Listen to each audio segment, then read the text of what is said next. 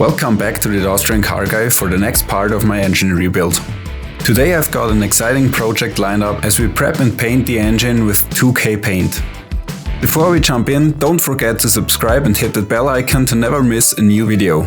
And now let's get this party started. First things first, I prepped this engine for a fresh coat of 2K paint RAL 5021. I mixed the two components accordingly and applied an even coat. Afterwards, I let it cure properly.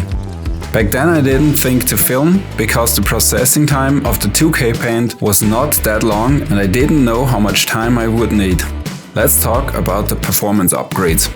I've got the Edelbrock intake manifold Performer number 2711, a classic choice for improved airflow and power. Paired with the Edelbrock Carburetor Performer number 1406, these Edelbrock components work hand in hand to enhance throttle response and performance. Next on the list, I've got a power steering pump that's been given a new lease on life. A rebuilt power steering pump ensures smooth and responsive steering without that whining noise older pumps get. And of course, no upgrade is complete without a reliable power source.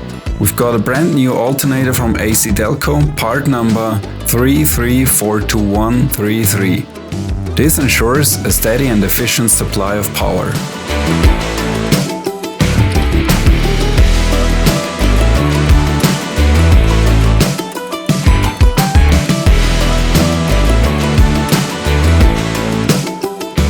As you can see, I've also installed the old headers for now, a mechanical fuel pump, belt pulleys and belts, the fan, engine mounts and some other small parts.